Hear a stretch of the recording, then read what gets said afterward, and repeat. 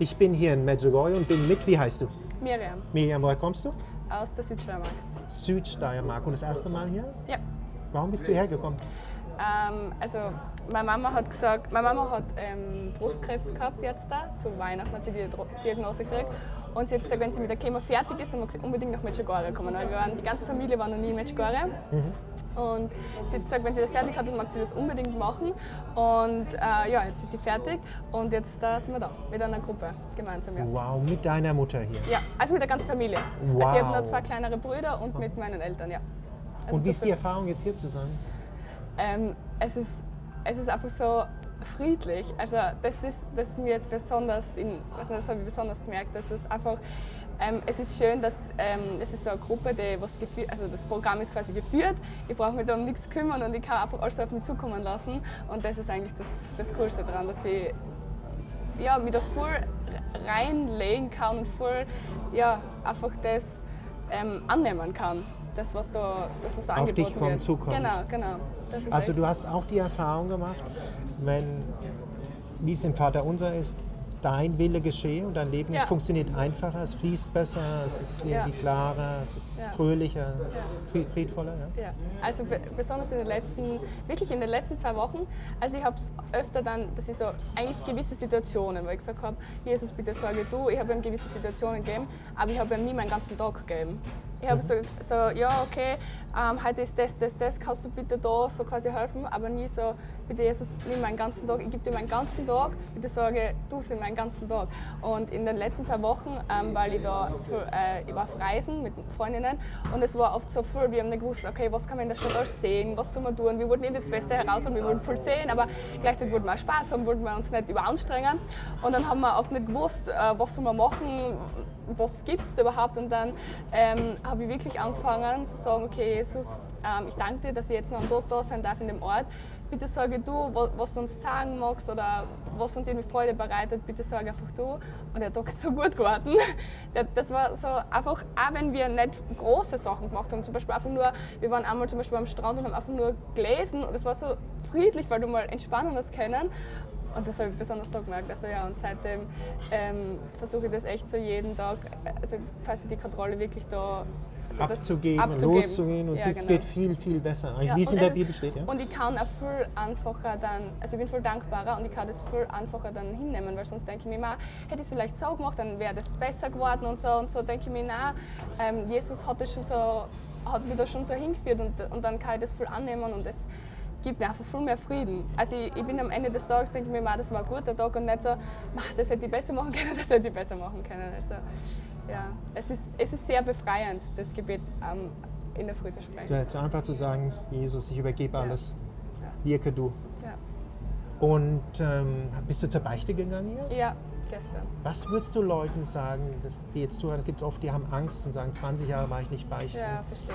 Was würdest du denen sagen, was ist die Schönheit der Beichte, was war es für dich? Also ich habe circa seit einem Jahr eigentlich versuche ich regelmäßig zur Beichte zu gehen. Also wenn ich es schaffe, irgendwie alle 2 Monate. Und also keiner geht, glaube ich, gerne zur Beichte, aber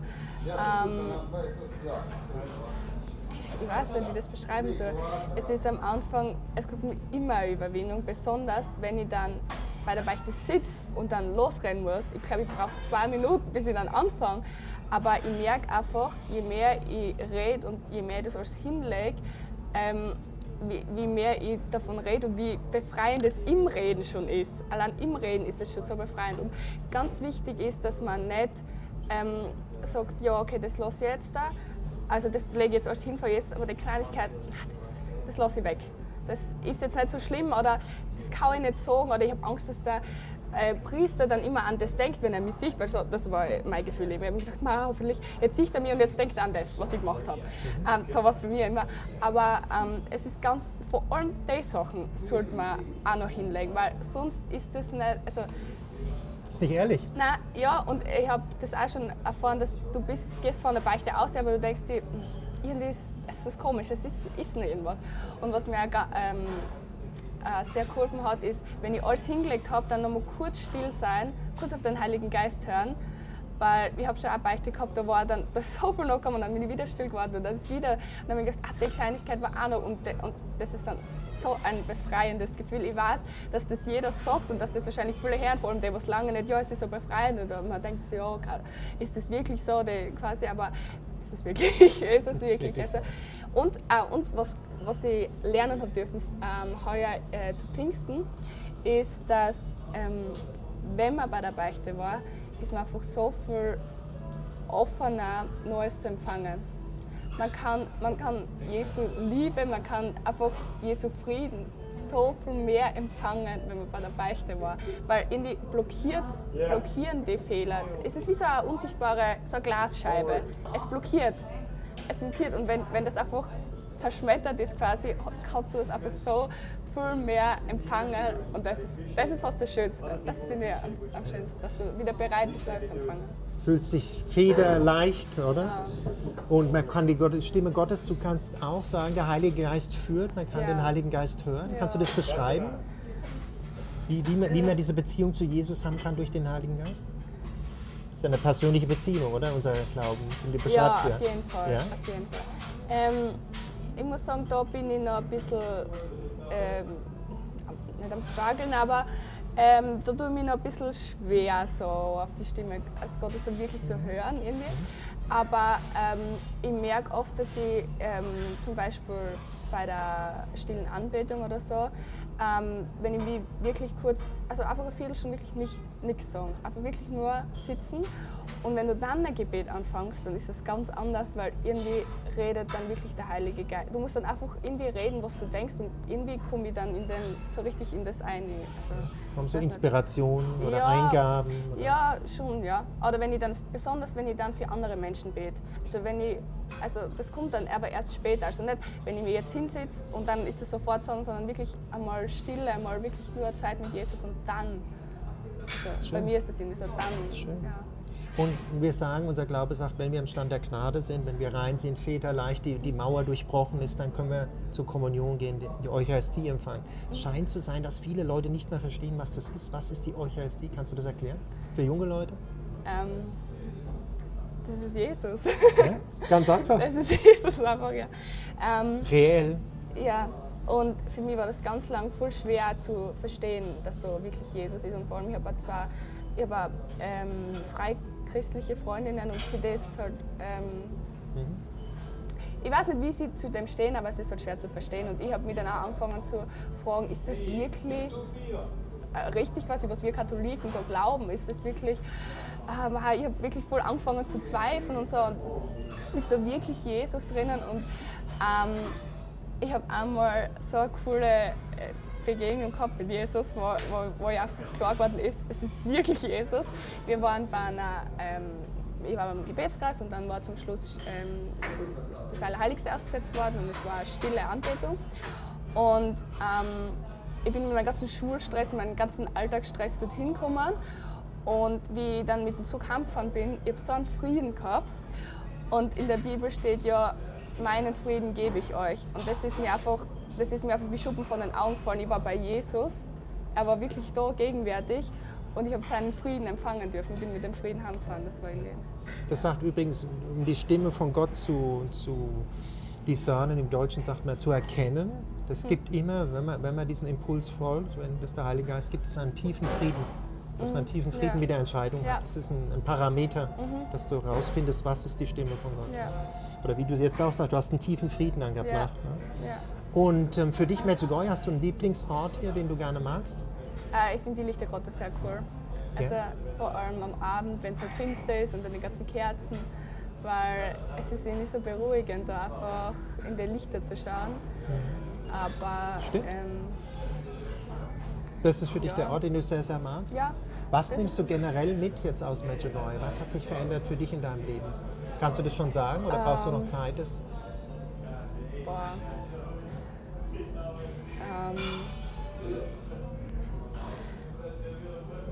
Ich glaube mit der Vorgeschichte quasi von vor 2 Wochen und so, dass ich wirklich sage, Jesus, ich mag nicht das Leben parallel mit dir. Also so quasi, ich mag nicht mit dem Auto neben dir fahren, sondern ich mag, dass du im Auto bist. Das ist mir heute bei der Anbetung bewusst geworden. Ich mache nicht so, ja okay, ich gehe zwar den Weg mit ihm, aber er ist da quasi nur neben mir, so im anderen Auto auf der gleichen Straße. Ich mag, dass er mit mir im gleichen Auto ist. Ja. Das ist also im göttlichen Willen, dass dein Wille genau. geschehe in meinem Leben. Genau.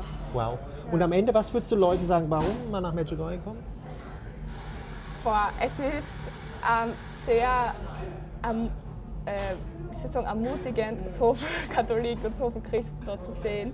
Einfach zu sehen, dass, ja, ich bin heute bei der Anbetung gesessen und jeder kommt mit seinem anderen Backel daher. Jeder hat eine andere Geschichte. Manche lesen die Bibel, manche beten den Rosenkranz, manche knien einfach nur, manche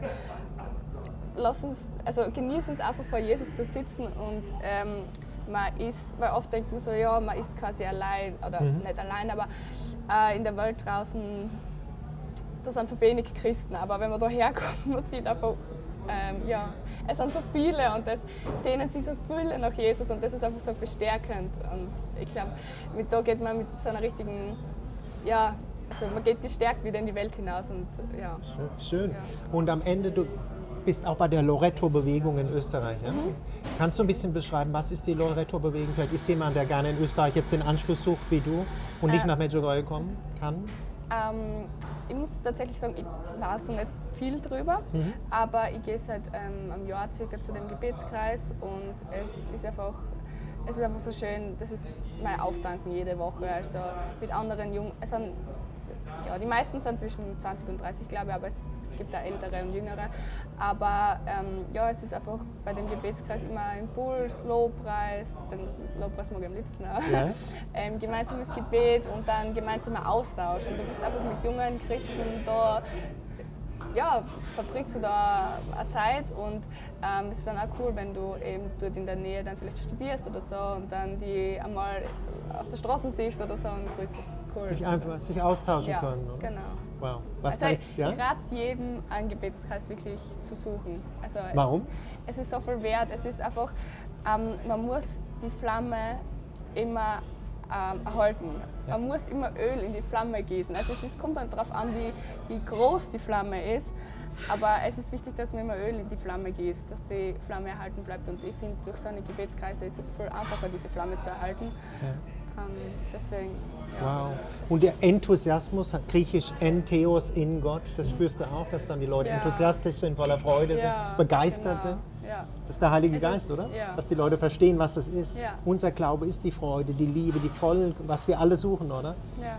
Wow. Was kann ich sagen? Danke für das schöne Interview. Danke.